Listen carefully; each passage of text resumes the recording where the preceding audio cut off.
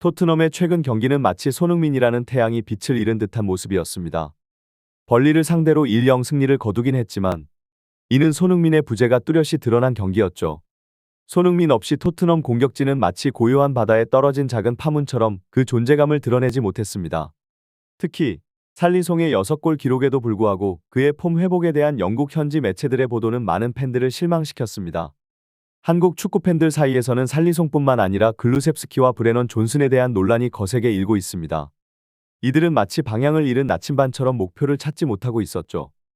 팬들은 이들의 골 결정력 부재에 큰 실망감을 표현하며 토트넘의 32강 진출을 기뻐할 때가 아니라고 목소리를 높였습니다.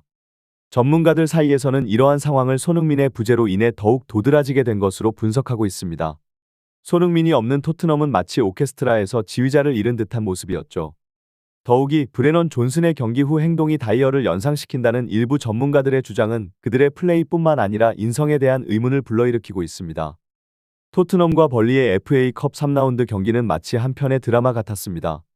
손흥민 없는 토트넘의 첫 경기로 영국 현지 매체들과 축구팬들의 기대가 컸죠.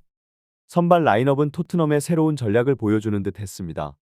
브레넌 존슨, 클루스프스키 그리고 원톱 히샴 리송의 공격진은 마치 새로운 색깔을 입힌 화려한 팔레트와 같았습니다. 그 아래의 공격형 미드필더 역할을 하는 벤 탄그로와 스킵의 조합은 마치 축구판 위에 두 거장이 협연하는 듯한 인상을 주었죠. 수비진에서는 우동기와 벤 데이비스, 에메르 속 그리고 로열의 조화는 튼튼한 방패와도 같았습니다. 골키퍼 포지션에서는 비가 리오의 출전이 예상을 깨고 포스테코글루 감독의 승리에 대한 강한 의지를 보여주었습니다. 하지만 경기의 전반은 기대에 못 미치는 졸전의 연속이었습니다. 전반 9분, 토트넘의 전형적인 패턴 플레이가 벌리의 중앙을 뚫으며 마지막으로 스킵이 히설리송에게 킬패스를 전달했습니다. 이 장면은 마치 잘 연습된 극장의 한 장면처럼 팀워크와 전술의 결합을 보여주었지만 결국 전반전은 토트넘에게 실망스러운 결과로 남았습니다. 토트넘의 경기에서 히샴 리송의 왼발 슛 시도는 축구의 예술성과 기술적 난이도의 교차점에서 다루어져야 할 장면이었습니다. 완벽한 노마크 상황에서의 그의 슛은 골대를 빗나가며 아쉬움을 남겼죠. 전문가들은 이를 손흥민과 비교하며 분석했습니다. 손흥민은 유사한 상황에서 왼발로 오른쪽을 겨냥해 골을 넣는 능력을 가지고 있습니다. 그의 본머스전에서의 두 번째 골은 이를 완벽하게 보여주는 예시입니다. 손흥민은 상대 수비를 기막히게 피해 공을 띄워 차면서 블록을 걷어내는 능력을 가지고 있습니다. 특히 그의 왼발 슛은 공의 회전을 걸어 오른쪽으로 휘게 만들어 골문 안으로 정확하게 들어가는 놀라운 기술을 선보입니다. 이는 그의 감각과 기술의 결합이 만들어내는 마법과도 같은 장면입니다. 반면 히샴 리송은 유사한 상황에서 오른쪽으로 차기 어려움을 겪었습니다. 오른쪽에서 접근하는 상대 수비와 각도의 부재, 공의 회전으로 인한 난이도가 그의 슛을 어렵게 만들었죠. 그의 슛이 골대를 벗어난 것은 손흥민과의 수준 차이를 드러내는 순간이었습니다. 이러한 분석은 손흥민이 갖는 특별한 슛 기술과 경기 읽기 능력을 강조합니다. 그는 단순히 공을 차는 것 이상의 것을 해내며 상대 수비를 무력화시키는 능력을 지니고 있습니다. 손흥민의 이러한 능력은 토트넘의 공격력에 중요한 역할을 하며 그의 부재는 팀에 큰 영향을 미칩니다. 따라서 히샴 리송과 같은 선수들이 손흥민의 부재를 메우기 위해서는 기술적인 면뿐만 아니라 경기를 읽는 능력도 함께 발전시켜야 할 것입니다. 브레넌 존슨의 슛 시도와 그에 따른 전문가들의 분석은 프리미어 리그의 높은 수준을 잘 보여주고 있습니다. 상대 수비수가 골키퍼의 좌우를 막아 슛 각도를 줄인 상황에서 브레넌이 그 수비 블록을 해치고 슛을 한 것은 분명 인상적이었습니다. 하지만 골키퍼가 이미 슛 방향을 예측하고 위치를 잡은 상태에서는 그러한 슛은 대부분 막힐 수밖에 없는 상황이었죠. 이와 대비되는 손흥민의 백호골은 그의 슈팅 능력과 경기 읽기 능력을 돋보이게 합니다. 손흥민은 비슷한 위치에서 슛을 할 때 상대 골키퍼가 준비를 하지 못하도록 빠르고 간결한 터치 후에 바로 슛을 합니다. 그의 슛 궤적은 골키퍼가 아무리 노력해도 닿을 수 없는 구석을 향하죠.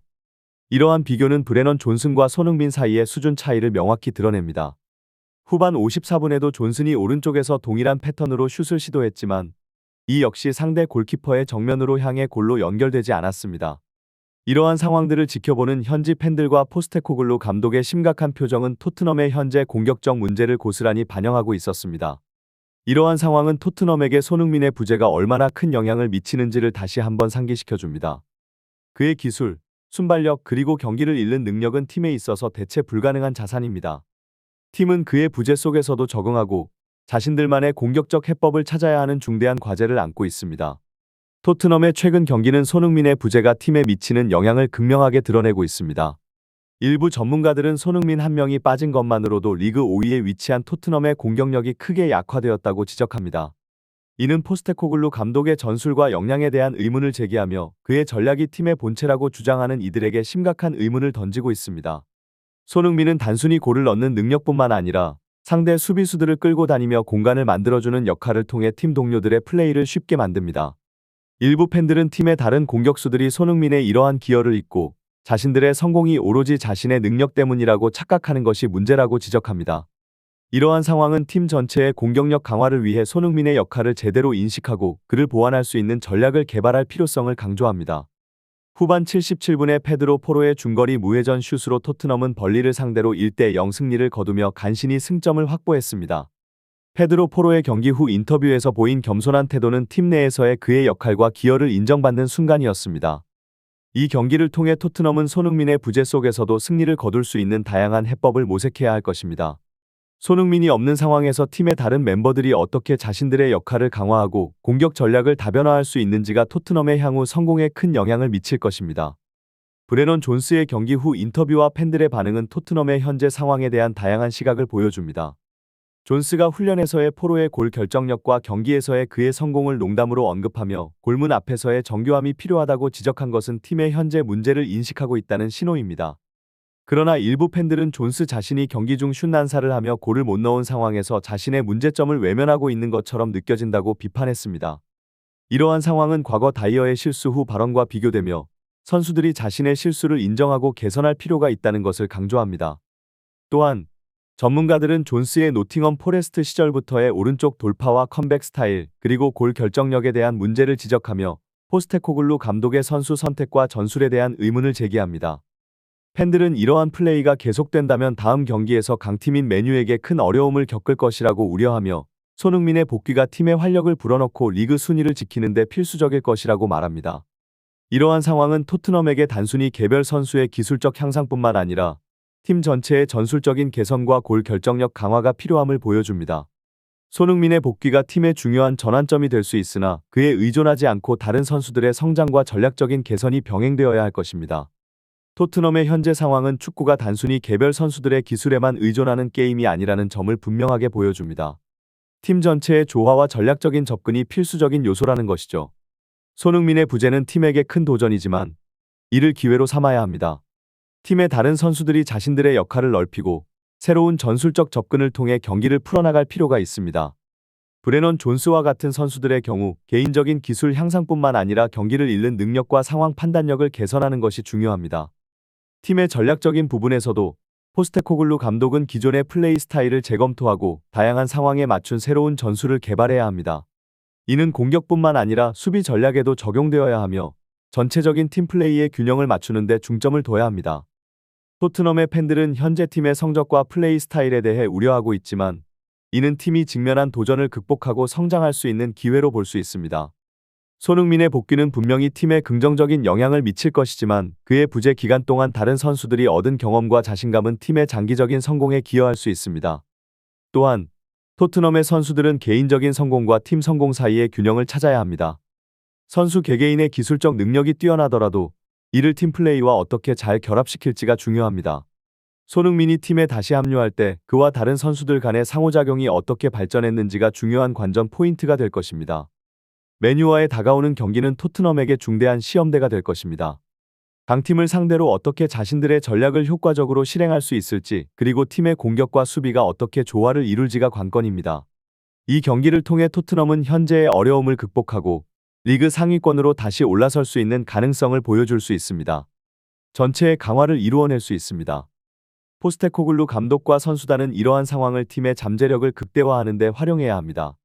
각 선수의 역량 강화뿐만 아니라 팀워크와 전술적 유연성을 증진시키는 것이 중요하죠. 토트넘의 선수들은 이 시기를 통해 자신들의 능력을 증명하고 팀이 한 단계 더 성장할 수 있는 발판을 마련해야 합니다. 토트넘의 성공은 단순히 손흥민의 복귀에만 의존해서는 안 됩니다. 팀 전체의 성장과 발전이 필요하며 이는 모든 선수와 코칭 스태프의 노력을 통해 달성될 수 있습니다. 공격적인 면뿐만 아니라 수비 전략의 강화와 중간 필드의 효과적인 조절이 필요합니다. 이를 통해 토트넘이 다가오는 경기들에서 보다 강력한 모습을 보일 수 있을 것입니다. 결국 토트넘은 현재의 도전을 기회로 바꾸어야 합니다. 선수 개개인의 기술적 능력 향상, 팀 전략의 다양화 그리고 전체적인 조직력 강화가 이를 위한 핵심 요소입니다. 이 모든 요소가 잘 조화를 이룰 때 토트넘은 리그 상위권으로의 복귀는 물론 장기적인 성공을 이룰 수 있는 강력한 팀으로 거듭날 수 있을 것입니다. 최종적으로 토트넘은 현재의 어려움을 팀으로서 성장하고 발전할 수 있는 기회로 삼아야 합니다. 손흥민의 부재는 팀에게 다른 선수들이 더 큰 책임감을 가지고 플레이해야 하는 기회를 제공하며 이를 통해 팀